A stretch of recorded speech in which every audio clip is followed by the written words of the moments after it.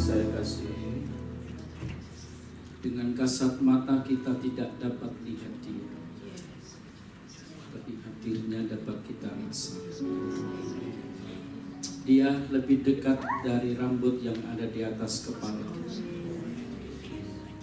Dia lebih dekat dari pakaian yang kita pakai. Kata Alkitab, Dia ada di mulut dan Dia ada di hati. Mari buka kedua tanganmu. Engkau menengadah ke atas sebab masih ada jawaban. Semua belum berakhir.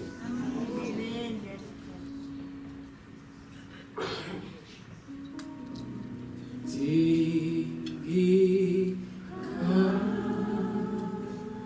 dirimu,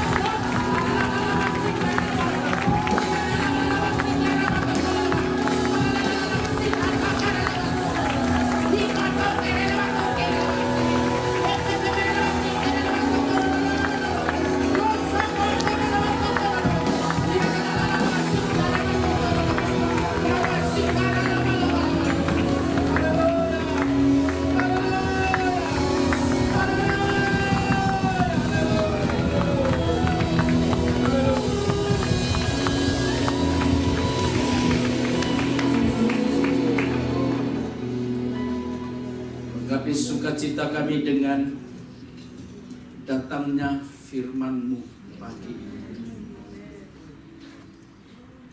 Kami perlu itu Tuhan. Kasih kami jawaban untuk kami mengambil sikap hari ini. Apa yang harus kami lakukan. Ada banyak kali kami berjalan dengan akal dan kekuatan kami. Kami menjadi sombong dan kami tidak dapatkan firman-Mu ya dan Engkau boleh tegur kami Silakan Tuhan permalukan kami kalau kami salah. Kebutuhan kami adalah jumpa Tuhan. Engkau hadir, Engkau menjamah, Engkau sembuhkan, tahirkan kami. Sebab hanya firman-Mu yang bisa menolong kami. Hidupkan tulisan yang mati oleh Roh Kudus. Kami siap. Kami terima firman-Mu seutuhnya dalam nama Yesus. Haleluya. Amin. Silakan Bapak Ibu Saudara duduk. Shalom. Puji Tuhan, dari belakang mimbar ini saya berterima kasih tentunya kepada Tuhan yang utama, kepada Gembala Saudara, kepada Majelis Diaken, Penatua, Pembela Sidang, apapun namanya intinya sama, yang hari ini mempercayakan saya untuk saya bisa melayani di sini. Tahun 2013 saya terakhir ke Amerika, tahun 2013. Waktu itu saya bersama dengan istri memulai pelayanan di ISA. Saudara, dalam satu pelayanan dari salah satu gereja pendeta Veritas, tiba-tiba ada seorang bapak berdoa, Tuhan, tolong jagai kandungan Ibu Stefan. Istri saya protes, Pak, ini gereja aneh. Orang gak hamil kok didoakan. Karena anak kami yang ke-6 sudah berusia 14 tahun. Dan itu dia laki-laki sendiri di antara 5 perempuan, yang ke-6 laki. Saya pikir udah 14 tahun, sudah cukup lah. Lalu kami pindah di salah satu gereja. Saudara-saudara, ada seorang bapak yang lain juga mendoakan, Tuhan tolong jagai kandungan Ibu Stefan. Istriku bilang ini gereja sesat. Sudah jauh dia, imannya. Genap 1 bulan di Amerika, kami akhirnya berada di Maryland. Istri saya rasa, aduh, dia orang Manado, dibilang, aduh kita pekulu, nggak enak. Saya bilang, aduh jangan-jangan cacingan. Akhirnya dia beli sesuatu, saudara-saudara, saya nggak tahu apa namanya. Dan ternyata istriku hamil. Saudara nggak usah cari pelakunya ya, saya. Dan genap 1 bulan itu setelah positif hamil, istriku maksa untuk pulang. Ada banyak pendeta katakan, melahirkan di sini aja Bu, supaya dapat apalah saya nggak ngerti. Tapi berbagai pertimbangan dan 1 bulan genap, istriku pulang ke Indonesia dan saya meneruskan pelayanan sampai di sini juga melayani di gereja saudara dan juga di gereja Pak Rey dan lain sebagainya. Saya pulang ke Indonesia, setelah itu perutnya tambah besar. Lalu lahirlah anak yang kedua.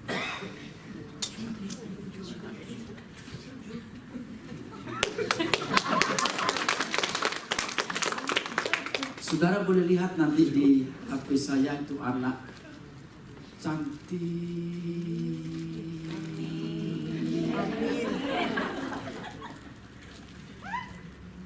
Kami kasih nama Kimberly. Saya panggil Kimi. Istriku juga panggil Kimi, tapi orang-orang kampung di mana kami tinggal di Surabaya panggil anak itu Kumbel. Orang kampung. Saudara-saudara, putih sekali kulitnya, lalu seperti orang Jepang, lalu rambutnya panjang, dan sama istri saya diikat, kasih pita, dan saya taruh di kereta, saya dorong dan kami bawa anak itu ke Tunjungan Plaza. Setiap orang yang lihat anak itu dikejar, sudah dalam dorongan saya dikejar, lalu difoto, dan orang bikin sakit hati saya. Orang tanya, Pak, ini anak papanya, Pak. Sejak itu saya bilang sama istri saya, Ma, kita pasti harus tes DNA. Sebab orang nggak percaya itu anakmu sudah. Dan berapa minggu ke depan anak itu genap 3 tahun. Amin. Dan beberapa saat yang lalu saya tiba di Amerika, istriku mau ikut lagi. Pak, aku ikut, saya nanti kamu hamil lagi. Nggak mau. Dan usia saya sudah 53 tahun. Jalan 53 tahun dan saudara, saya sudah tidak rencana lagi untuk ke Amerika. Saya sibuk sekali saya pelayanan. Saya khotbah di banyak gereja, di Betani, di GPI, di GPDI, di Gereja Allah Baik, di City Blessing, di Rock, Duster, Blues, penjara-penjara sampai penjara Nusa Kambangan, lalu di Mabes, Kodikal, pabrik, bank, dan itu membuat saya nggak bisa lagi ke Amerika. Saya udah sibuk banget. Tiba-tiba pendeta Veritasik telepon saya lagi berapa bulan yang lalu. Pak Livri, bisa nggak melayani retreat di Kanada? Begitu dengar tempat yang baru dan asing buat saya tangkap, saya bilang, Pak, oke, saya mau. Tapi dengan catatan saya harus urus visa dulu, kalau dapat berarti kehendak Tuhan. Saudara, saya urus visa, lurus, saya dapat 5 tahun visa. Yang kedua, saya telepon anak pendeta Markus Rumampu. Dia jual tiket karena dia buka travel. Pada hari H di mana saya harus bayar, saya nggak bisa bayar. Udah time limit ini, mesti bayar. Kalau nggak begitu, berarti aman. Saya nggak bisa bayar. Orang Manado bilang cawan aroi. Saya telepon pendeta Veritasik, Pak, kayaknya nggak jadi deh, saya nggak bisa ke Kanada. Saya nggak ada uang untuk tiket ke Amerika. Dan beliau kecewa. Kanada juga lebih kecewa karena harinya sudah dekat retreat. Setelah saya batalkan, 3 hari kemudian saya ditelepon oleh pimpinan organisasi kami. Saya ditugaskan untuk khotbah di salah satu desa di Temanggung. Saya lihat jadwal kosong saudara-saudara dan saya oke. Surabaya, Temanggung itu jauh sekali.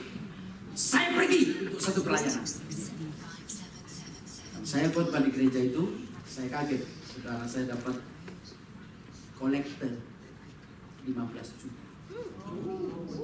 Dan itu luar biasa loh untuk Indonesia. Saya telepon anaknya pendeta Markus Rumampu. Tiket berapa? So angus om. Tapi kalau om masih mau cari, kita bantu, kita carikan kan. Ternyata tiket naik sedikit, tapi nggak sampai 15 juta. Sudah kamu isut saja. Om, kemarin katanya nggak ada doi kok sekarang. Jangan menghina sama orang. Saya bayar lunas saudara dan saya berangkat ke Amerika. Saya dijemput Pak Budi. Beberapa bulan yang lalu nginap 2 hari di tempatnya siapa itu ya? Lukman Utomo yang tinggi besar itu. 2 hari dan saya lanjut ke Kanada. Saya melayani 5 sesi dan ada 5 jiwa dibaptis dan saya baptis di danau di 10 hari saya di Kanada, terus lanjut naik bus ke Washington menyelesaikan pelayanan di East. Dan hari ini di sini saya cuma 4 minggu aja di LA dan selanjutnya saya awal Januari akan kembali ke pangkuan Ibu ini. Mari kita buka Alkitab kita masing-masing. Hakim-Hakim Fatsal 10. Saya senang sekali saudara-saudara kita belajar lagi sebab ini penting untuk kondisi saudara. Hakim-Hakim Fatsal 10. Ayatnya saudara tidak akan pernah tahu sebelum saya kasih tahu. Ayat yang ketiga, ayat yang keempat, ayat yang kelima, Hakim-Hakim Fatsal yang ke-10. Kata Alkitab, buka gulungan kitab, buka gulungan kitab itu baca, buka gulungan kitab itu dan baca. Saudara tindis. Mana yang Alkitab itu? Amin. Nggak apa-apa sih pakai HP, nggak apa-apa pakai iPad, nggak apa-apa. Tapi saudara perlu berdoa sungguh-sungguh. Sebab sementara kita mendengar pendeta berkhotbah, saudara main tindis. Facebook masuk, saudara-saudara, WA masuk dan lain sebagainya. Saya percaya saudara pasti buka. Amin. Amin. Saya percaya kan. Saya tahu orangnya ada di sini. Orangnya lagi lihat saya. Makanya doa. Ayat yang ketiga, saudara-saudara saya baca, saudara ayat yang keempat, lalu kita rame-rame ayat yang kelima, ayat yang ketiga saya baca, saudara ayat yang keempat, rame-rame kita ayat yang kelima, judulnya Yair. Sesudah dia bangkitlah Yair orang Gilead yang memerintah sebagai hakim atas orang Israel 22 tahun lamanya. Silakan.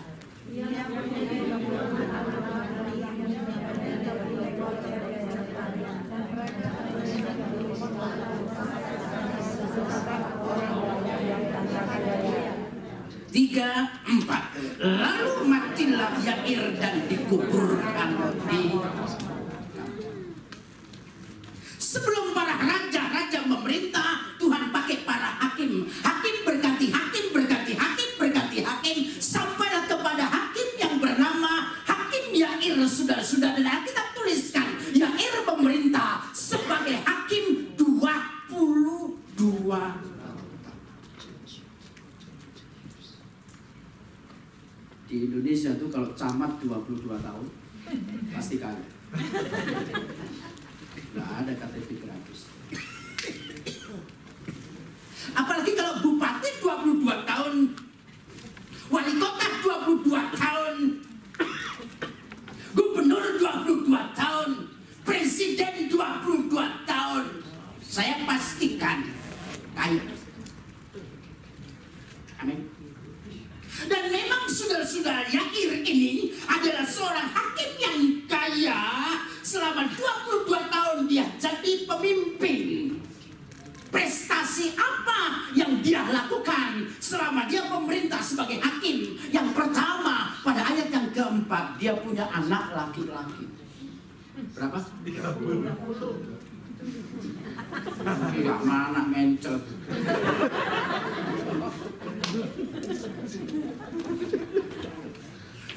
Saudara percaya nggak Yair punya anak perempuan? Harus percaya, yang Alkitab nggak tuliskan. Ayo kita sepakat sebelum saya jauh berkhotbah, anak perempuannya kira-kira berapa? 10 ya Pak, kita sepakat 10 berarti Yair punya anak 40. Kita pakai logika saja dulu sekarang. Kalau 40 anak berarti 1 istri atau 2 istri? 2 istri atau 3 istri? Lebih dari.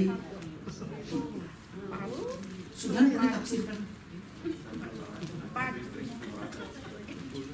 Anak laki-lakinya 30, belum anak perempuan. Kita tafsirkan bersama. Anak perempuannya 10, dan praktis Yair punya 40 anak, saudara-saudara. Dan kita tafsirkan, saya sungguh percaya orang makin hebat, makin kaya, makin naik daun, makin tenar, makin gak puas dengan satu.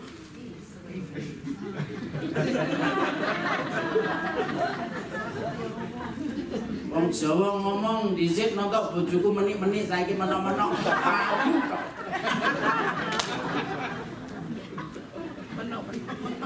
Itu baru prestasi yang pertama. Prestasi yang kedua, saudara-saudara, Yair mempunyai 30 apa lagi? 30 apa? No, 30 keledai apa? Jantan. Ada yang betina nggak kira-kira? Ayo kita tafsirkan. Kira-kira Yair punya binatang-binatang lain ya? Pasti. Tingkat kekayaan orang zaman dahulu dilihat dari jumlah binatang yang mereka miliki. Makin banyak, makin banyak, makin banyak, maka orang itu sudah jelas tergolong adalah orang yang kaya. Jadi prestasi yang pertama, 22 tahun memerintah. Prestasi yang pertama, 30 anak laki-laki, 10 anak perempuan, lalu 30 keledai. Prestasi yang ketiga, Yair punya apa? 30 apa? Dan saudara, saya kasih informasi, 30 kota itu tunduk di bawah kepemimpinan Hakim Yair. 30 kota itu bayar upeti bayar pajak kepada Hakim Yair. Praktislah sempurna.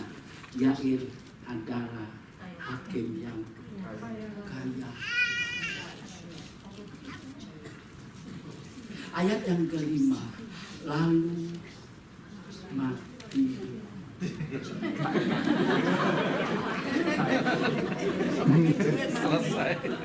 Tahukah saudara betapa hebat saya dan saudara, kaya raya saya dan saudara? Satu kali zat pengalaman Yair akan menjadi pengalaman semua saya dan saudara. Lalu matilah Live, lalu matilah Budi, lalu matilah Ray.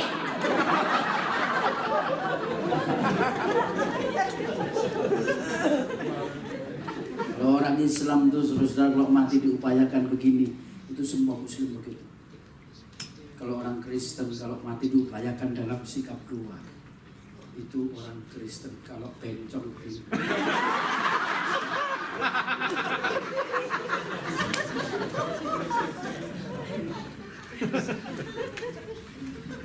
Saudara bukan hakim, tapi saudara adalah pemimpin. Pemimpin gereja ini. Saya pemimpin, kepala rumah tangga. Di rumah tangga saya adalah pemimpin. Kalau saudara belum menikah, paling tidak saudara adalah pemimpin atas dirimu sendiri. Ngomong sama sebelahmu, aku pemimpin. Yang nggak percaya tempelin kan? Walaupun saudara jelek, saudara sumpek, saudara elek, saudara yakinlah setiap kita diberi kepercayaan oleh Tuhan. Kita adalah pemimpin. Saudara-saudara kita pemimpin atas diri kita sendiri. Saudara pemimpin kita bisa panjang, bisa pendek. Dan saya selalu katakan, hidup ini gak penting panjang umur, hidup ini gak penting pendek umur, gak penting. Tapi yang penting adalah isi dari hidupmu. Itu yang penting. Umur panjang, kalau hidupmu amburadul, udah pendek tapi hidupmu gak karu-karuan. Yang penting amin. Bisa nangkep ya, saya nggak khotbah lama loh. Tapi saya kalau keterusan bisa 3 jam. Ya ada urusan lain ya Pak, nanti kita ketemu kan sore jam 6, jadi saya bebas hari ini. Haleluya. Haleluya. Saya pernah katakan di gerejanya Pak Budi, ada guru sekolah minggu, dia tanya sama sekolah minggu, siapa yang mau masuk surga? Angkat tangan semua. Ada satu anak yang angkat tangan. Pertanyaan kedua, siapa yang mau masuk neraka? Tidak ada yang angkat tangan, termasuk anak tadi juga nggak angkat tangan. Lalu itu guru sekolah minggu, dia bingung sama ini anak, dia datang ke anak itu, dia tanya, tante tanya sama kamu, masuk surga nggak angkat tangan, masuk neraka nggak angkat tangan, emangnya kamu mau masuk kemana? Itu anak dia, mama suruh aku masuk sekolah Alkitab.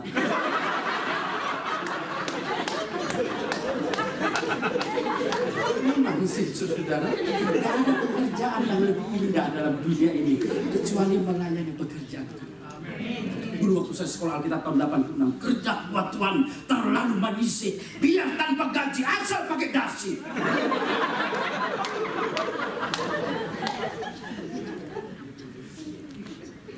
Nggak peduli saudara kaya atau orang sederhana, saudara orang miskin, saudara-saudara, pengalaman Yair pada ayat yang kelima akan menjadi pengalaman saya dan saudara. Pertanyaannya, Yair masuk surga atau masuk neraka? Itu yang mau saya khotbahkan. Kita nggak boleh jadi hakim, tapi kita boleh menafsirkan. Kalau saudara nggak bisa jawab, saya jawab dari mimbar ini. Yair tidak masuk surga. Kenapa? Karena Yair jatuh dalam 3 dosa yang besar dalam dunia. Harta, tahta, wanita. Hartanya di mana? Hartanya 30 keledai jantan, belum yang lainnya. Tatanya di mana? Tatanya adalah 30 kota yang tunduk kepada Yair, bayar upeti, pajak dan lain sebagainya. Wanitanya di mana? 30 anak laki-laki. Yair berumah tangga itu Tujuannya yang pertama adalah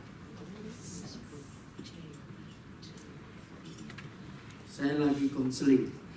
Orangnya hari ini nggak datang nih. Tapi sejak dari Sacramento, San Francisco sampai Vegas ikut saya terus. Dan saudara-saudara lagi ribut besar dengan istrinya. Dan saya bilang tujuan rumah tanggamu cuma satu, seks. Dan tujuan kita berumah tangga bukan seks. Amin.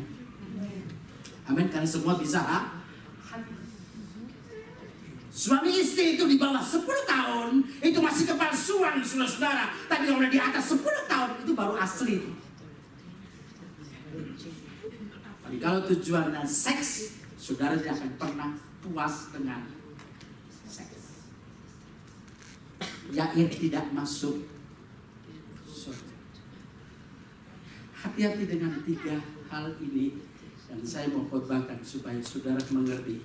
Hidupmu nggak penting panjang, hidupmu nggak penting pendek, tapi isinya itu yang paling penting.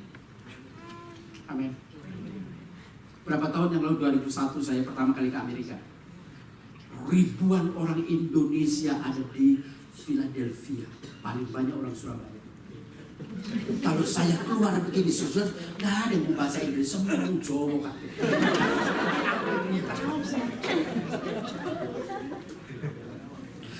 Saudara-saudara, Amerika diberkati luar biasa, tapi free sex-nya juga ngeri. Ada AI udah tua sekali, di sana udah tua sekali, saudara itu mencing-mencing, saudara-saudara dia hobinya dia ngintip anak muda mandi. Saking jengkelnya ini anak muda sampai dia takut itu cing awas ya cing ngintip sekali lagi saya perkosa itu cingnya nggak takut, cingnya malah ngomong sama anak muda itu janji lo ya.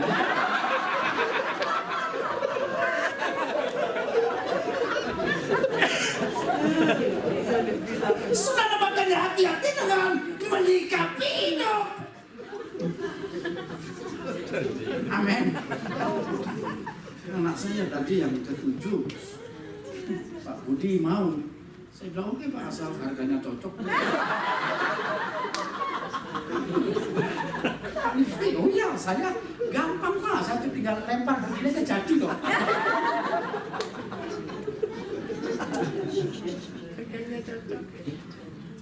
Lalu apa yang kita harus lakukan sebagai pemimpin selagi Tuhan kasih kesempatan saya dan saudara hidup?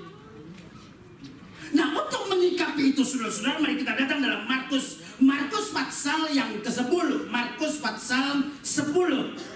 Kita mesti belajar kepada jagoan kita.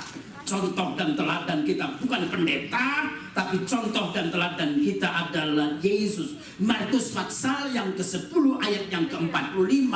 Ayat itu berkata, inilah tujuan kehidupan Yesus. Karena anak manusia juga datang bukan untuk dilayani, melainkan apa? Melainkan apa? Untuk melayani dan untuk memberikan nyawanya menjadi tebusan bagi banyak.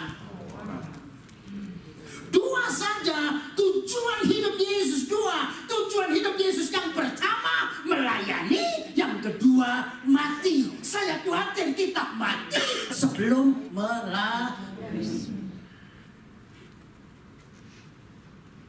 Ada orang yang kerja 3 job. Pagi saya loper koran, lalu dari agak siang sedikit sampai sore saya kerja lain, dari sore sampai malam saya kerja lain. Saya tanya, tidur berapa jam? 2 jam. Kadang saya tidur berdiri.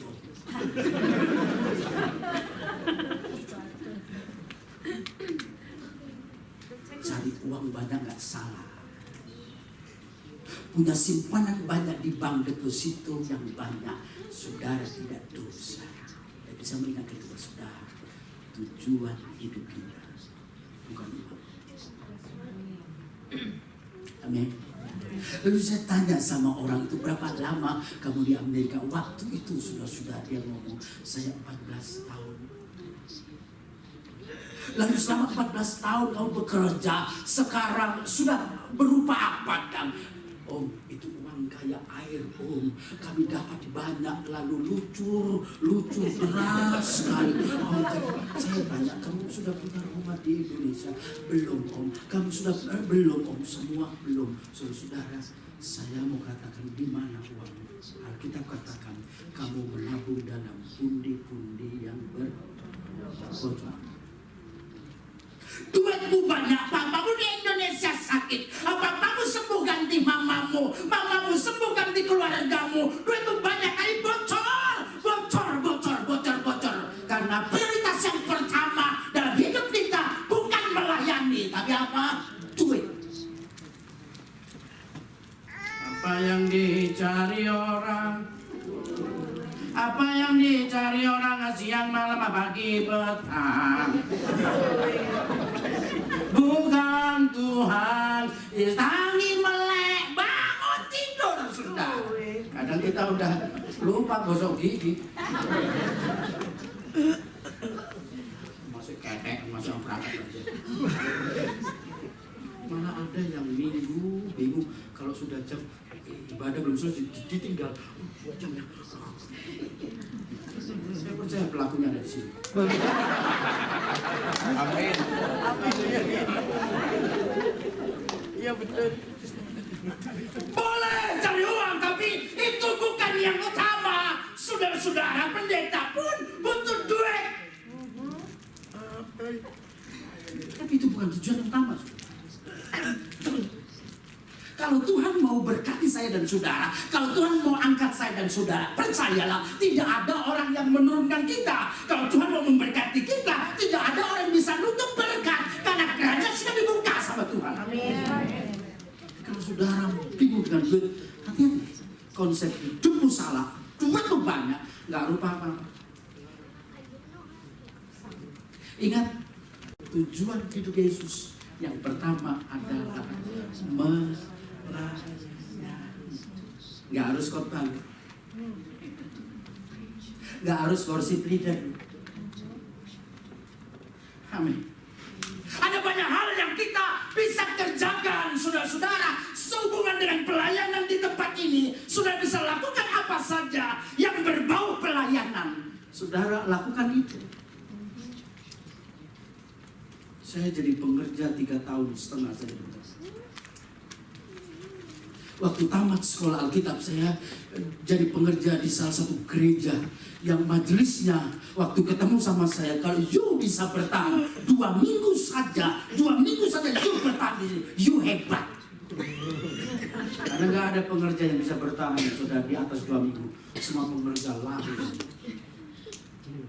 Saya 3 tahun lebih. Dia tanya cuan.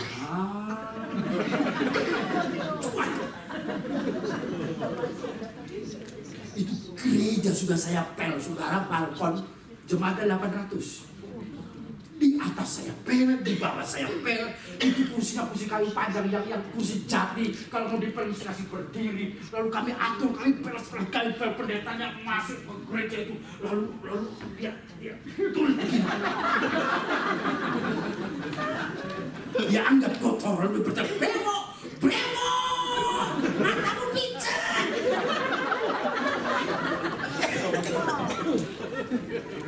Saya tahu orang tua saya nggak pernah ngomong kasar itu. Waduh, dia ngomong begitu, aduh Tuhan, pantas aja nggak ada yang bisa bertahan.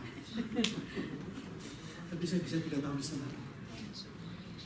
Saya tiap hari punya sarapan, kamar mandi, WC, baik di gereja maupun di pastor, jumlahnya banyak sekali saya kerjakan dengan sukacita. Saudara, hari-hari kerja hari sampai maaf saudara, sampai saya kena penyakit amben yang udah dalam keadaan parah. Maaf, dan gak bisa pakai celana dalam. Saya udah pakai sarung. Sudah saya udah jalan terkekek. Ada cewek yang saya naksir, lalu diumumkan sama pendetanya, itu Stefanus Live, sipilis. Ada perempuan yang mau sama aku karena gembalanya bilang saya kena penyakit saya ambil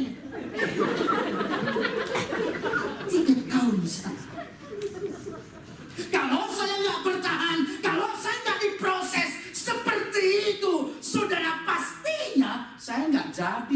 seperti ini. Saya ada, Tuhan izinkan ketemu dengan pendeta yang gila itu.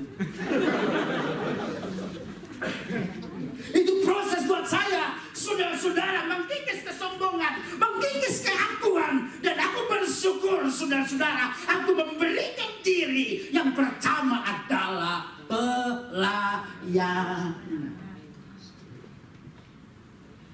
Setelah melayani, Yesus memberikan nyawanya. Mati, dan Yesus nggak mati dalam keadaan ketakutan. Semua banyak orang mati ketakutan. Tapi Yesus mati dan Yesus katakan, sudah selesai. Bangga. Desember kemarin, saya udah mati saya sudah. Desember kemarin. Saya mengalami kecelakaan, dan akibat kecelakaan itulah kacanya masuk sampai tembus ke dalam. Lalu dibawa ke rumah sakit yang kecil. Rumah sakit yang kecil nggak bisa ngatasi, dan saya dibawa ke rumah sakit Siloam. Rumah sakit Siloam sementara saya dirawat, diatur, tiba-tiba saya udah hilang. Itu dokter udah pakai alat kecil, saya udah hilang. Orang kampung yang hantar saya nangis semua, saya udah mati. Saya nggak tahu apa yang terjadi. Besok setengah 10 pagi saya bangun, saya ada di ruang RPK. Ruang RPK itu ruang orang yang hidupnya tinggal 2 menit, 5 menit. Gak banyak, ada 9 orang, 8 orang 9 dengan saya. Waktu saya sadar, saya panggil suster, sus, cabut. Ternyata banyak selang, sudah saya termasuk yang paling banyak di dada. Ternyata saya kena jantung. Saya bilang, cabut. Jangan Pak, enggak. Saya cabut, kalau nggak dicabut, saya cabut. Karena susternya itu ngerayu saya. Pak, tunggu sebentar lagi dokter datang ya. Nanti dokter ya yang nanti dokternya datang. Saya bilang, dok, cabut. Nah, Pak, sorry. Saya belum pernah lihat pasien seperti ini. Bapak jantung koroner. Yang tingkat, pokoknya kayaknya nggak pernah dia ketemu seperti saya. Nggak, cabut. Artinya nggak berani. Waktu dokter pergi, istriku masuk. Aku bilang, Ma, kalau kamu masih cinta sama aku, perjuangkan, aku harus keluar hari ini. Aku lebih baik mati di pelayanan daripada mati di rumah. Istriku datang lagi ke kepala suster yang jaga, sus, tolong. Suamiku itu memang pendeta, tapi dia agak gila. Daripada ribut di ruangan ini. Habis, nggak tahu kode etiknya bagaimana, saya cabut, keratak. Saya lari. Saya bilang sama istriku, bayarin ya Ma, aku lari. Kaget istriku mau pingsan, 11 juta saudara. 1 hari, pantas saja aku ditahan. Karena 1 malam 11 juta, 2 malam 22 juta. 33 juta, 4 malam pantas saja aku ditahan sebab mahal. Saudara-saudara, agak sorean saya lari dari rumah sakit. Saudara-saudara, lalu sore jam 6:30 saya KKR di GBT, Gereja Bethel Tabernakel di Pasuruan. Saya KKR di situ, lalu jahitan saya lepas 2.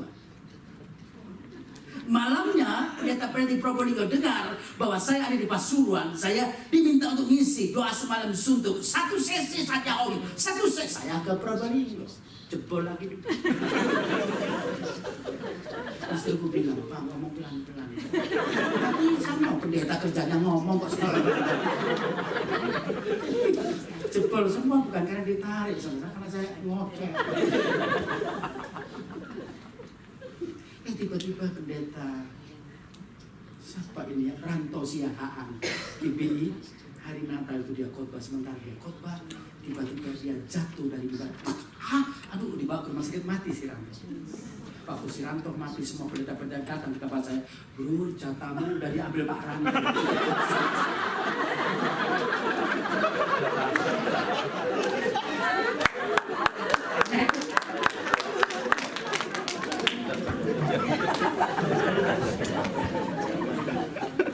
Saya nggak takut mati. garis vertikal dan horizontal. Kalau hidup kita ke atas beres, ke kanan ke kiri beres, mau kapan saja Tuhan panggil, aku siap, sudah selesai. Karena aku udah lakukan bagian yang Yesus lakukan, aku lakukan. Melayani.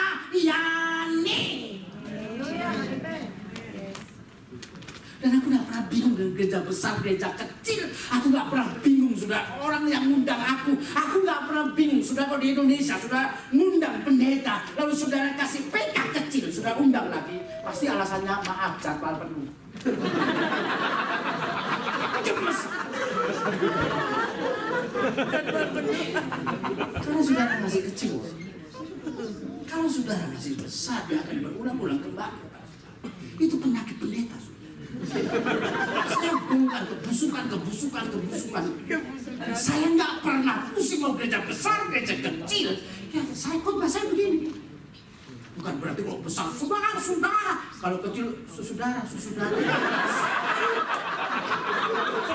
Jujur ya Wogi. Saya menghargai pelayanan. Itu karena panggilan saudara-saudara. Dan saya nggak pernah pusing dengan kolektor besar, kolektor kecil. Saya nggak pernah pusing. Saya gereja kalau ada makannya itu saya boleh tanya saya sih di Indonesia. Pokoknya kalau selesai ibadah ada makannya saya selalu lari pulang. Tapi di sini bisa mau lari gimana saya nggak jalan.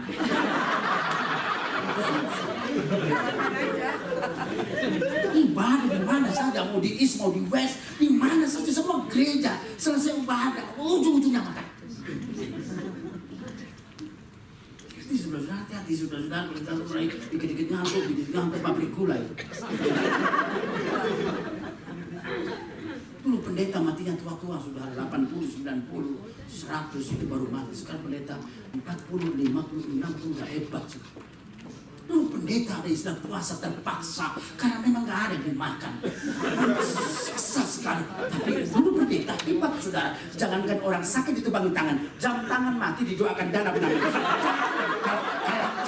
Benar sih. Sekarang pendeta di Amerika jangan tangan mati ganti. Beli lagi gak ada, servis gak ada. Beli lagi murah semua di sini. Pendeta dulu panjang umur.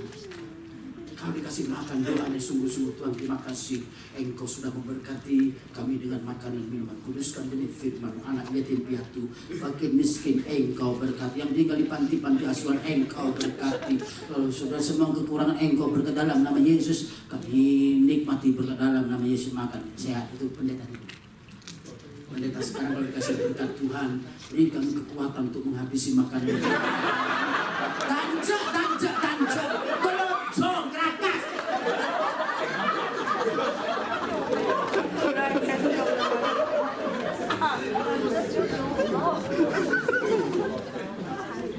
Ada satu anak dia bilang papaku polisi, yang satu bilang papaku angkatan laut, yang satu bilang papaku angkatan darat, yang satu lebih keras papaku AU. Enak dong terbang terus, papamu kan AU. Aku nggak pernah terbang, emangnya apa itu AU? Asap urat.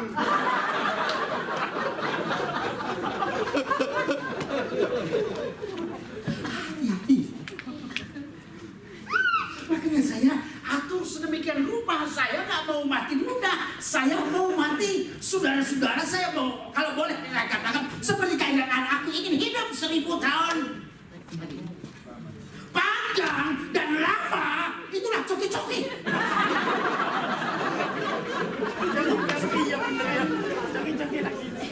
Saya makan apa saja sih, tapi saya ukur. Saya nggak mau golo juga, nggak mau danjet saya ukur sudah.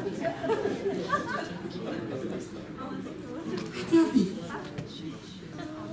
Dan ini saya ingatkan seluruh Amerika di mana saya berkhotbah, saya ingatkan hati-hati dengan makanan. Oh, udah didoakan Om. Sudah dikuduskan demi firman dari bro, ini sate kambing. Oh Om sudah didoakan darah Yesus lebih tinggi daripada darah kambing.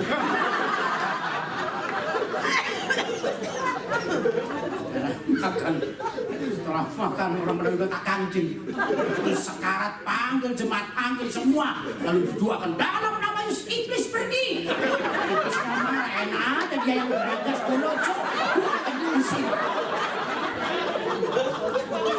Irilah. Ini kesempatan hidup, ini adalah kesempatan. Untuk apa kesempatan itu? Mari kita melayani. Tidak ada pekerjaan yang lebih indah kecuali melayani. Udah nggak usah pakai hitung-hitungan sama Tuhan. Engkau tak kasih segini, mesti dapatnya sih. Nggak usah pakai sipuan, nggak usah pakai hitung-hitungan. Kalau untuk Tuhan, kadang-kadang kita beli baju mahal-mahal, sepatu mahal-mahal. Tapi untuk Tuhan kita beli hitungan. Jangan banyak-banyak, $1 aja nanti banyak batuk. Beli minyak wangi mahal. Lu.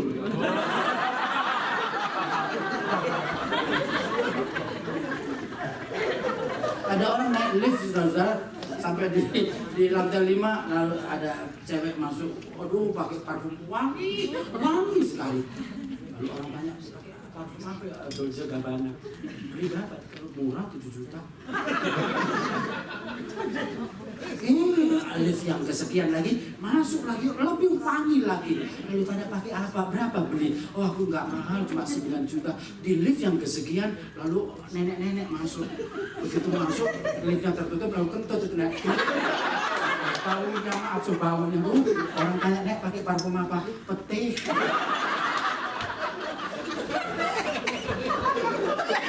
Hari itu segitu.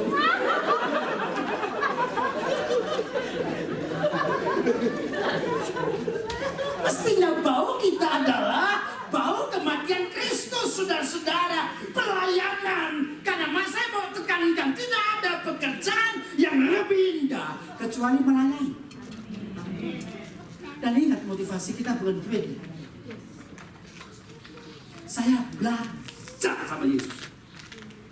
Kalau saya ke Amerika, jujur istriku bilang, "Pak, yang lama Pak, mana duit kan?" Kalau ke Amerika saya khotbah, saya dapat dolar, saudara, dolar dari saudara yang katakanlah saya tukarkan ke rupiah, nilainya jadi besar. Tapi aku nggak mau, aku ingin cepat pulang. Kalau nggak pulang bahaya, di sini bisa jatuh.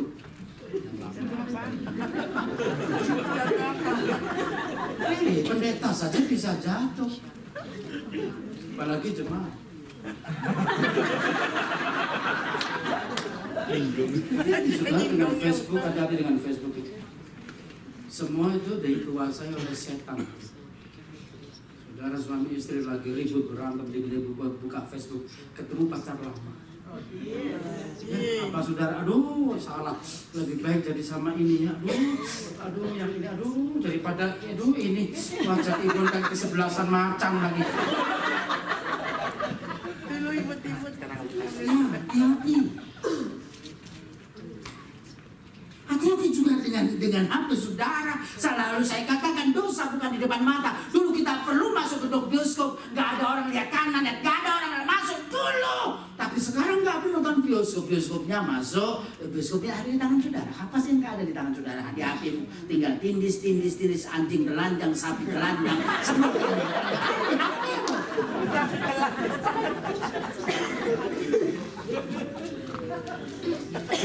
Di Isana ada pendeta terkenal di Isana, saudara. Tapi agak-agak gaptek, HP-nya agak hang, lalu dimintain tolong sama anak remaja kelas 3 SMP itu. Minta tolong, begitu tolong dibetulin. Saudara waktu dibetulin kaget itu remaja, dia buka pendeta, HP pendeta itu gambar porno semua. Itu remaja ngomong sama saya, aduh om. Itu pendeta sudah cukup umur. Rupanya orang Manado bilang berdiri aja tutup forest nggak bisa apa-apa. Mau cari apa kamu naik gunung aja nggak kuat?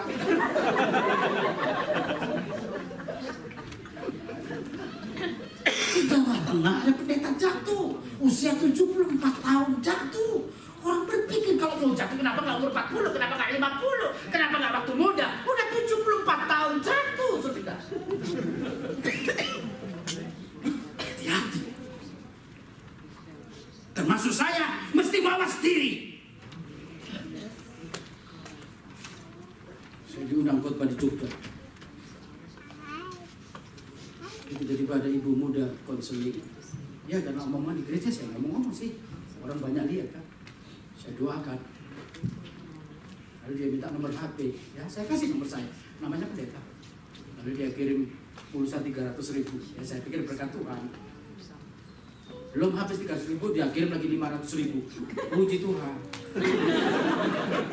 Ternyata saudara dengan itu saya itu supaya hubungan kontak itu saya nggak tahu, saya nggak ngerti. Ya, suatu ketika terus dia ngomong, dia bilang, aduh Pak Live, suami saya sakit. Kita apa? Suami saya kena penyakit gula Pak, sudah sekian tahun dan nggak bisa apa-apa. Iya, terus maksudnya tolonglah Pak Live. Tolong apa?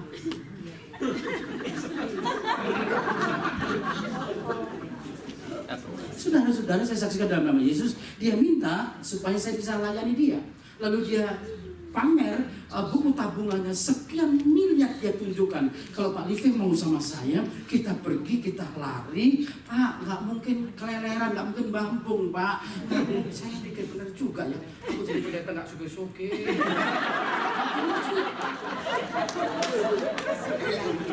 Kira saudara nggak perang-perang saudara.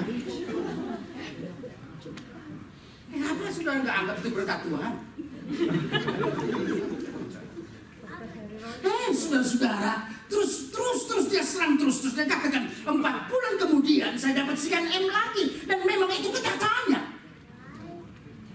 Harus potong jembatan. Oh, saya harus cerita sama istri. Terus dia telepon diterima sama istriku. Sudah tahu, lebih gila lagi. Dia minta aku, di istriku dia minta. Minta ini kok lucu. Ada manusia begini. Tanya kok aneh sih kamu, kok seneng sama aku dari mana? Oh, aku Pak Live, waktu itu anak saya 6. Itu Pak Live waktu khotbah sebelum khotbah memperkenalkan diri, anaknya 6, dikira aku ini gagal perkasa. Oh, itu udah dasarnya. Oh, itu bisa. Kalau kepala jatuh untuk menjatuhkan ekor itu apa?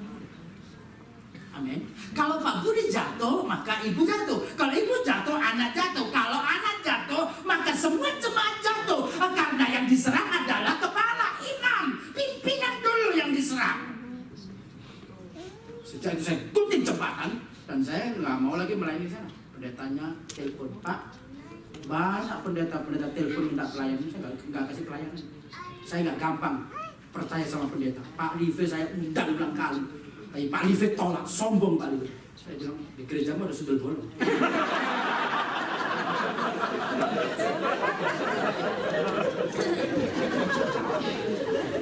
Lalu saya cerita sama teman pendeta nih, dia gembala di Tulung Agung. Waktu saya ceritakan, aduh bro, kasih kita aja bro, kita nggak apa-apa, biar dipecat nggak apa-apa. Sudah bosan miskin bro, saya melihat lumayan kan bro. Jangan tukarkan Yesus dengan kepuasan sesaat. Waktu Paulus ketemu sama Yesus, Filipi berkata, Yesusku lebih mulia daripada semuanya, daripada istri, daripada anak, daripada pekerjaan. Yesusku tidak bisa dibandingkan dengan apapun yang ada di dalam dunia ini. Apa yang mulia di mata saudara? Kalau saudara kultuskan anakmu, berhalakan anakmu, Tuhan akan ambil anakmu. Saudara berhalakan kekayaan, Tuhan akan ambil kekayaan. Saudara prioritaskan Tuhan lebih dari semua kesibukan, lebih dari sependek kata. Melayani itu prioritas yang pertama. Setelah itu baru mati. Ngomong sama sebelah, kamu akan mati. Ingatkan saudara, supaya tidak ada orang sombong di sini. Kalau kita mengambil di atas tangan kita menggapai bintang, ingat kaki kita masih menginjak bumi. Jangan sombong. Saya ada di New Jersey. Sebelum saya ke sini, istri saya telepon lagi, Pak, ini ada dari Rengas Dengklok, ibu muda hamil 5 bulan. Saya bilang, Ma, kenapa kamu terima lagi sih? Tahu datang. Sekarang udah 7 bulan ya? Karena waktu telepon 2 bulan yang sekarang udah 7 bulan. Jadi saya pulang dan pasti dapat lagi 1. Amin, saudara. Anak kecil terlantar dari Malaysia, terlantar di Madura. Pendeta Stefania Waluyo telepon, om, anak terlantar dari Malaysia dibuang sama mamanya. Saya bilang, ambil saja, kamu rawat anak itu. Enggak om, bukan pakaian saya om. Enggak om, saya mau kasih ke om. Ya antar anak itu ke saya. Umur 3 tahun dari Malaysia, upin begitu.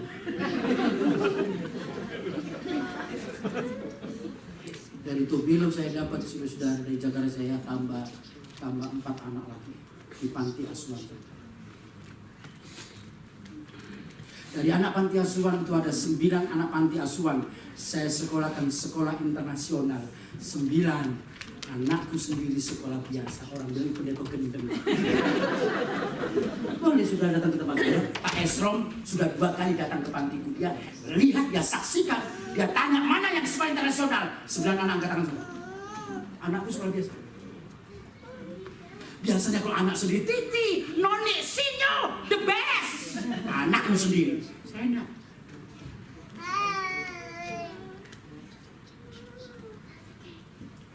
Haleluya. Amin. Besok kalau saya mati yang nangis banyak sudah. Waktu Dorcas mati, janda-janda nangis semua. Janda-janda memperjuangkan kehidupan Dorcas kepada Rasul Petrus. Lihatlah hasil karya yang dipamerkan janda-janda itu adalah baju hasil jahitan Dorcas, dan Dorcas itu adalah penjahit. Berapa sih gaji bintang itu? Tapi Dorcas memaknai hidupnya. Selama dia hidup, dia suka memberi. Waktu dia mati, saudara-saudara, dia perjuangkan hidup Dorcas kepada Rasul Petrus. Dalam pelayanan Rasul Petrus, maka Dorcas bangkit kembali. Saya ulang kali mau mati. Gempa bumi Padang, saya mau mati. Saya lompat di lantai 2 di hotel itu. Saya masih hidup sampai hari ini. Karena Tuhan perhitungkan anak-anak itu semua. Saya mau pakai bahasa saya. Nanti anakmu masih kecil-kecil, Live. Itu bahasa saya. Besok kalau udah besar, baru kamu mati. Di tempat saya anak nggak bisa besar. Besar sedikit datang lagi. Dan saya ambil semuanya.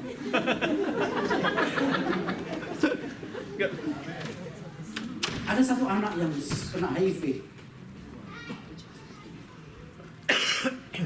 Saudara, sejak itu saya belajar, nggak boleh gampang menerima anak, harus tanya latar belakangnya. Kami berdasarkan kasih saja anak udah dibuang, kami ambil.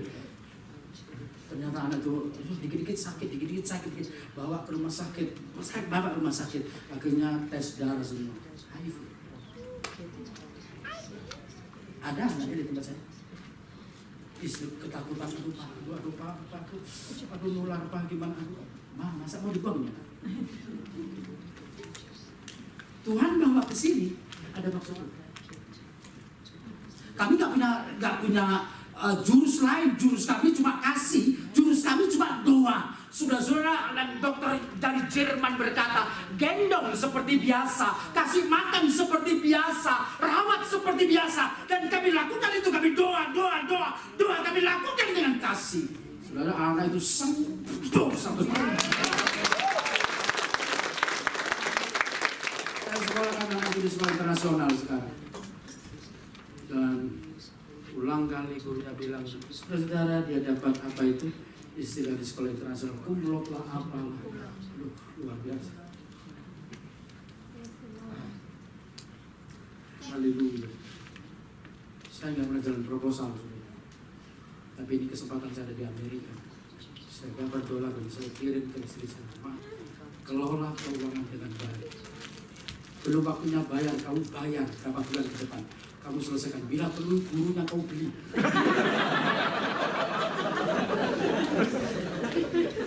Karena hasil persembahan saudara itu kami tukar rupiah terimanya. Dan kami bayar untuk 7 bulan ke depan. Kami kaya sembako, kaya.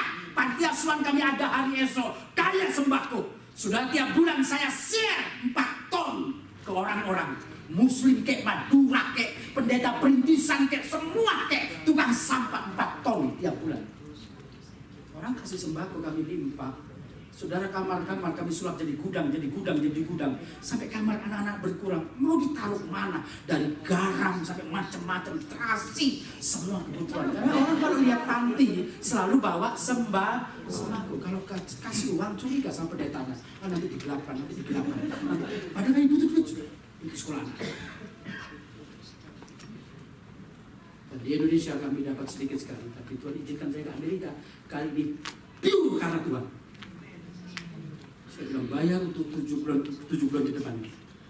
Jadi aku masih bisa hidup 7 bulan selanjutnya mati.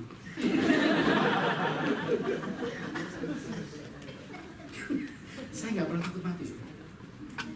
Saya kalau naik pesawat di Indonesia maupun di Amerika, saya lihat orang-orang ketawa, begitu terbang, begitu goncang langsung. Lupa Yesus, Yesus. Saya nggak, ayo lu guru, ayo jatuh. Kalau jatuh sih udah belum banyak, ada apa takut? Kalau hidup kita beres. Yang pertama melayani, yang kedua mati. Aku siap. Ingatkan sebelahmu, kamu akan mati. Kamu jangan takut. Lebih jelas lagi, kamu besok mati. Masa? Siap, saudara. Haleluya. Apa yang saudara andalkan? Dulu saya pernah saksikan, saudara, di Bandung ada orang kaya raya. Dia bikin rumah mewah sekali. Lalu dia bikin kolam renang. Di kolam renangnya dia isi buaya. Kaya kadang-kadang aneh-aneh. Dia panggil rakyat jelata yang ada di sebelah rumah mewahnya, dia panggil, disuruh berdiri di ujung kolam renang. Lalu dia bikin sayembara. Siapa yang berani terjun dari sini sampai di sana. Yang berhasil minta apa saja saya kasih. Gak ada yang berani. Karena nggak ada orang yang mau mati konyol. Sebab ada apa? Ada buaya dalam keadaan berdesak-desaan. Tiba-tiba bapak tua orang kaget tuh. Hei bapak tua, tiba-tiba dia sampai di ujungnya. Itu orang kaya juga kagum. Kayak akan datang kepada bapak berhasil. Sekarang bapak ngomong apa saja. Bapak ngomong minta apa saja saya kasih. Itu orang bapak tua nangis. Saya nggak minta apa, saya cuma tahu nggak siapa yang dorong saya.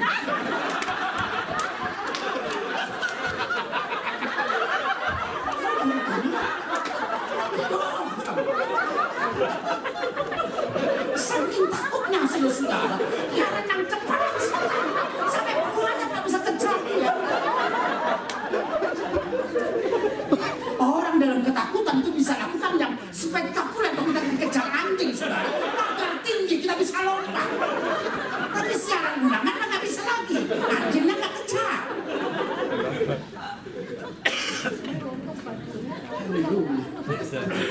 Untung itu anjing nggak hidup di Manado habis.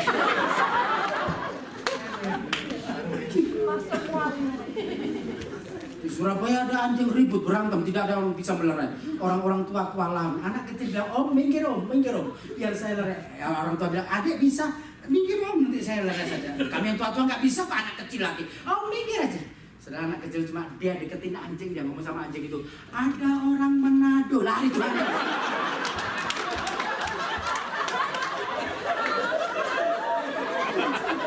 Anjing paling takut sama orang lain.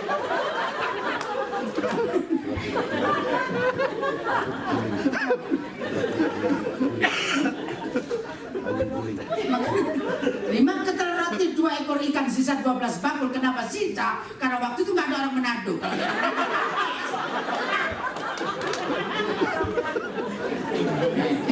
orang yang Manado jangan tersinggung ya. Istriku orang Manado. Istriku Manado. Saya dulu nggak makan apa-apa. Aduh istriku kadang mamaku lihat istriku, aduh Fe, bojomu nggak pokrov. Kenapa Mi? Aduh masa itu pisang goreng dikasih sambal. Begitu Mi. Saya juga aduh tapi udah jadi istriku. Pak rasakan Pak. Saya coba enak juga. Pisang goreng sama sambal. Saudara Manado itu ikan mahal nggak marah, tapi Lombok mahal kiamat gitu. Benar. Istriku itu kalau makan bakso begitu tuh merah bukan karena saus, bukan karena tomat, rompok semua. Sampai itu akun bakso kalau dibeliin istriku takut sudah. Habis rugi. Dia bilang hati-hati. 6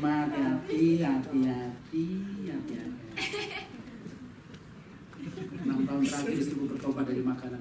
Dulu makan banyak sih. Udah dulu makan Pak demi firman Pak, sudah doa aman. Ya, hati-hati mah penimbunan. Gak bisa diomongin. Akhirnya dia bangun pagi. Pak, tanganku kram. Hati-hati kamu mati aku kawin lagi. Kamu mati aku kawin lagi. Dia takut. Ya atur makanan. Kalau udah mati, nggak apa-apa mau nikah lagi. Kalau belum mati jangan kasih kopi Mirna. Tunggu sabar. Lama-kelamaan kan mati-mati sendiri. Amin. Kalau nggak dia dulu, aku dulu. Amin, sabar. Kematian nggak bisa disiasati, kematian nggak bisa diminta. Setiap kita satu kali saat kita mati, lalu matilah Yair dan dikuburkan di Kabon. Lalu matilah Yair. Pengalaman kita, saudara-saudara. Kalau kita melayani, Tuhan hitung semua. Lelahku, capekku, maluku, siksaan 3,5 tahun. Tuhan perhitungkan. Sekarang ini nggak menjadi orang. Dulu monyet aku. Aku nggak mikir aku bisa ke Amerika, aku nggak mikir sudah. Aku nggak sombong, aku anaknya orang cukup. Aku nggak sombong, maksudnya cukup miskin. Tapi kalau nggak punya sudah melarat.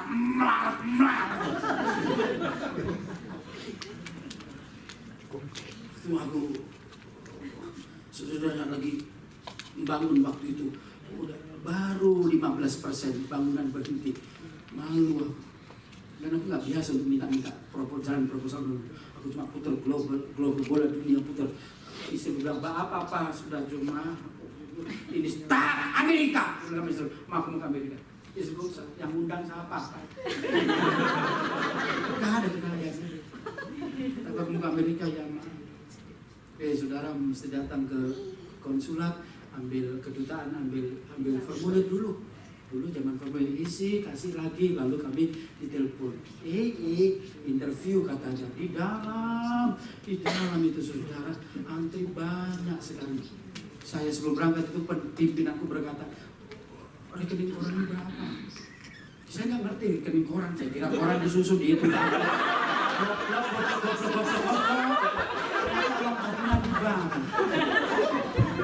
Saya lihat waktu 170.000 ketawa. Aduh, Live bikin malu. Itu pendeta itu, aduh, miliatan, punya uang miliar, nggak bisa lolos ke Amerika kok kamu satu. Ya Om nanti, ya Om lihat ya. Itu tadi di depanku, Tik kamu berapa? 4 M. Tik sekian M. Aku nangis Tuhan 170. Musuhku besar, kuliah. Yang 4 yang dipanggil nggak lolos. Yang di belakang mestinya harusnya aku dipanggil dulu. Dia yang dipanggil dulu. Sekian yang nggak lolos. Aku doa Tuhan, putakan matanya budi. Supaya dia ketika dia lihat tabunganku zero. Aku dapat 5 tahun. 5 tahun. Aku tunggu kan kepada pimpinan yang menghina Om, lihat Om, 5 tahun. Kaget dia. Aneh kamu pendeta bukan teroris tuh bilang. Bilang sama istriku, teruskan pembangunan. Cari toko bangunan yang percaya sama Tuhan. Teruskan pembangunan, aku ke Amerika. Gak ada yang undang sudah. Bingung juga mau turun di mana. Saya nggak ngerti ya, waktu itu baru saja WTC itu di bom 2001 dan saya lupa cukur brewok. Jadi saya brewok, yang lain lolos, saya ditangkap polisi. Saya dibawa ke ruang itu, dikasih suruh ngisi, nggak bisa ngisi saya. Disuruh ditanya, saya nggak bisa ngomong apa, nggak bisa saya. Akhirnya dibawa ke ruangan satu lagi kecil lah. Saya lihat deportasi. Tuhan, malu kalau aku dikasih pulang. apalagi uang tiket hutang belum banyak. Sebentar aku masih dalam keadaan sedih begini, polisi perempuan dia lihat, ayo pastor, yes, ayo pastor, you singing. Aku tahu singing itu nyanyi ya. Ada lagu bahasa Inggris yang saya hafal mati, bukan karena pintar ya, hafal mati.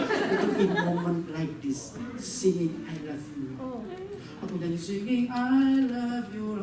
2 kali aku nyanyi itu polisinya nangis. Lalu dia gandeng aku dibawa ke ruangan lain single print, dapat 6 bulan gara-gara singing I love you.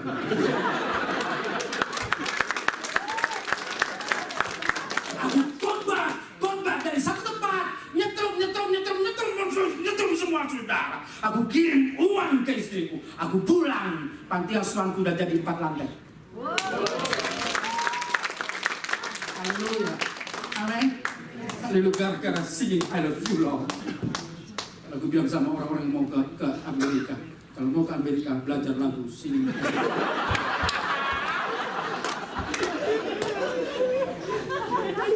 Haleluya. Saya lagi bangun sekarang di Manado. Sudah 85%, tinggal 15%. Sudah nanti bisa lihat bangunan, tinggal 15%. Dan saya nggak minta apa-apa sama saudara. Anak-anak yang dari Manado dibuang, dari Ambon dibuang, dari Papua dibuang. Saya nggak bawa ke Jawa lagi. Saya bawa yang timur untuk timur semua, yang Jawa untuk Jawa.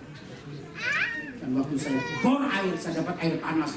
Saya bikin kolam renang untuk anak-anak supaya betah.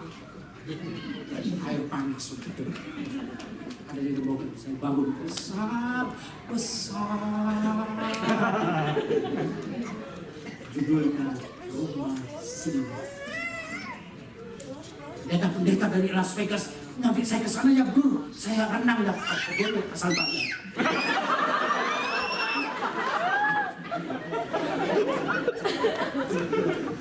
Tinggal 15%. Dan nilainya tidak banyak. Saya bawa CD dan VCD ciptaan istri saya yang terbaru. Saudara beli terserah mau $1, mau $2, mau $5, berapa saudara hargai. Saya tidak memperkaya diri. Saya begini aja. Boleh datang ke rumahku, silakan tanya Esrom. Saya tidur di bawah sampai hari ini. Bukan karena apa, tapi memang itulah kami. Dan saya nggak memperkaya diri. Saudara beli ya. Ini ada 20 ini. Yang beli saya doakan masuk surga.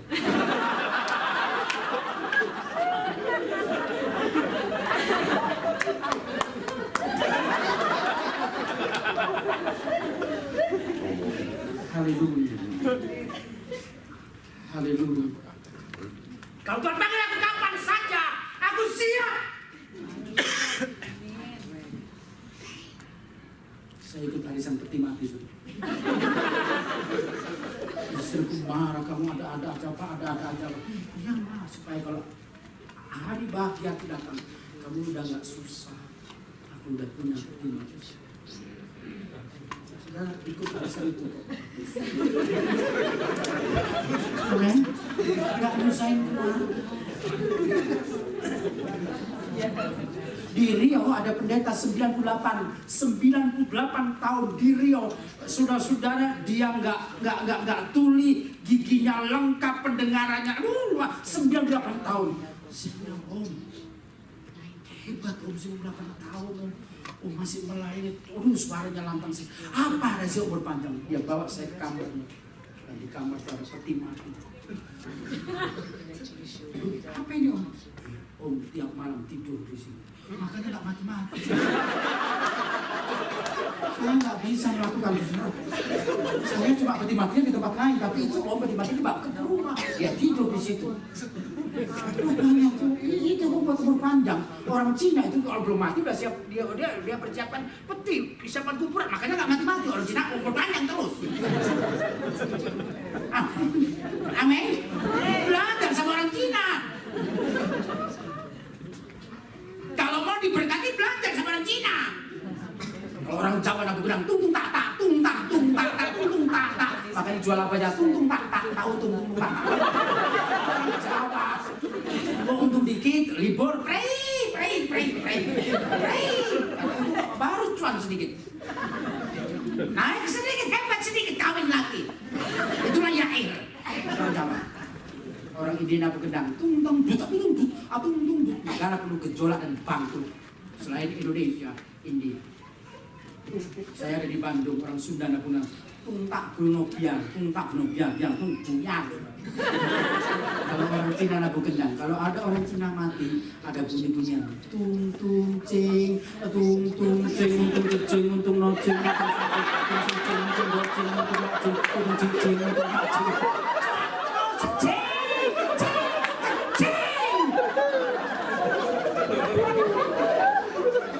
belajar sama orang Cina. Saudara, aku dibuang, diambil pembantu rumah tangga, dan itulah aku besar. Awananya pembantu rumah tangga. Mamaku yang babu itu ngomong begini, kita ini tulang ya nak, awe dua balung kita ini orang nggak punya.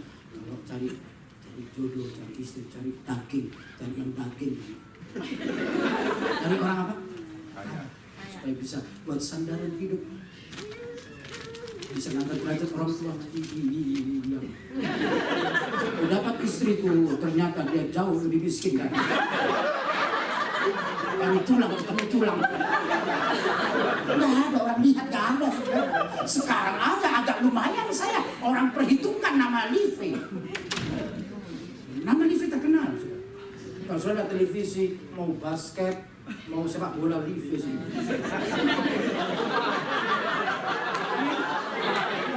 Pendeta sekarang langsung Livi.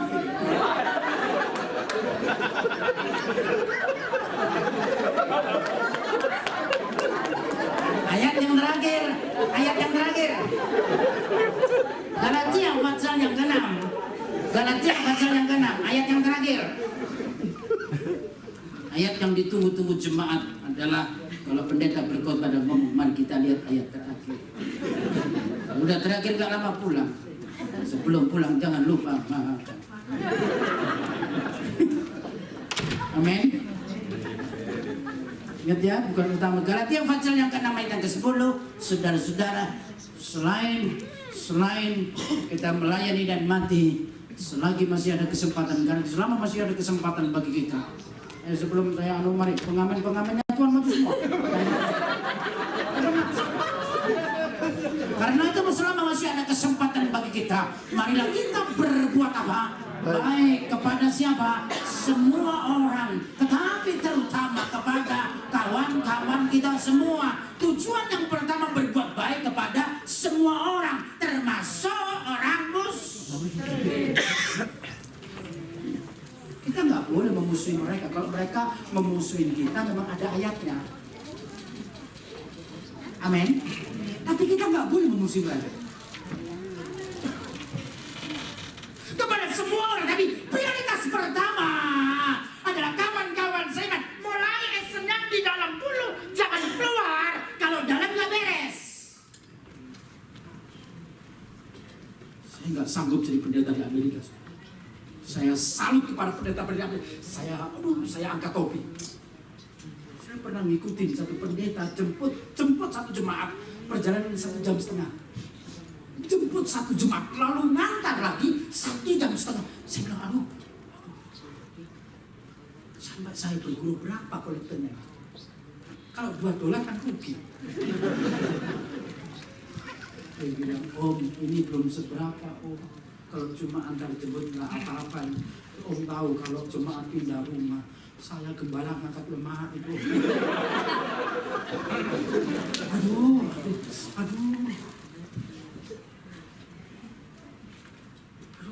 Saya setuju. Nanti urusan melahirkan mesti gembala.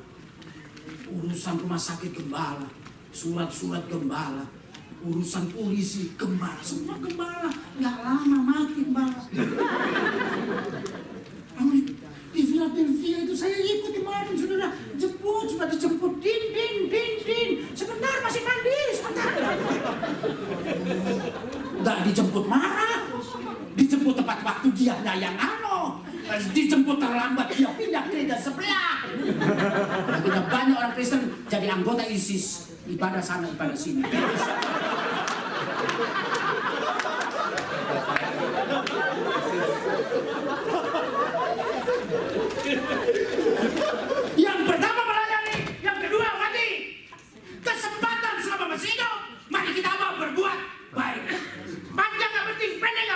isinya, dan isinya adalah perbuatan baik. Itu kalau kitab Saudara, tutupan kepala. Gitu. Engkaulah Tuhan.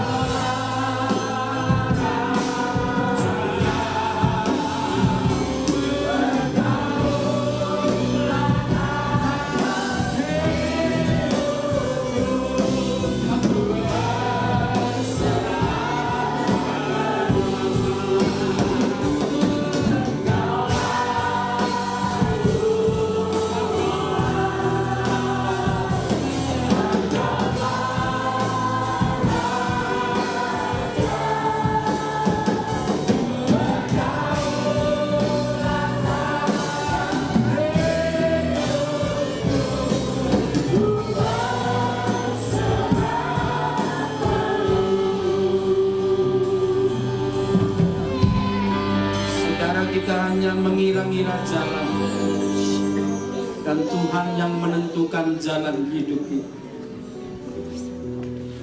Kita tidak tahu sampai berapa lama Tuhan kasih kepercayaan untuk kita menjadi seorang pemimpin. Paling tidak atas diri kita. Bisa dalam waktu yang pendek, tapi bisa juga dalam waktu yang panjang sisa. Semua misteri, saudara.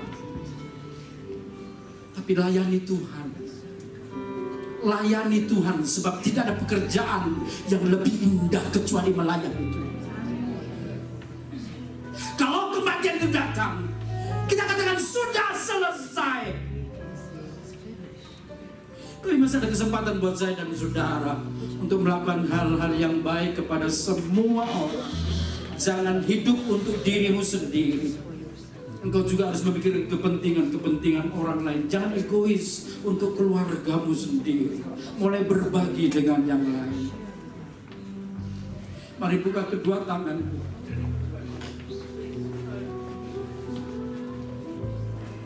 Di Sakramento kemarin saya berkhotbah. Ada satu ibu, dia dengar khotbah saya. Dia merespon dan dia katakan, saya nggak pernah loh, saya tinggal di San Francisco, saya belum pernah beribadah ke Sakramento. Saudara, dia datang dan dia dengar firman, dia responing firman. Dalam perjalanan dari Sakramento sampai ke rumah San Francisco, dia meninggal dunia. Saya pikir anaknya berduka cita, hari Sabtu dia meninggal. Suami dan semua anak-anaknya, cucu datang semua. Dan dia katakan, Pak Live, saya berterima kasih. Mama mati di dalam Tuhan. Kesempatan yang terakhir, Tuhan kasih kesempatan Mama dengar khotbah Pak Live, dan dia merespon baik sekali. Saya tidak mendoakan saudara-saudara, tapi kematian itu akan datang kapan saja. Yang belum melayani, ayo layani lebih sungguh-sungguh. Jangan lihat pendeta, engkau akan mentok, engkau akan kebentur, dan engkau akan kecewa. Fokus to Jesus. Jangan kultuskan pendeta, tapi saudara kultuskan Yesus. Utamakan dia. Dia yang memimpin dan menyempurnakan iman kita.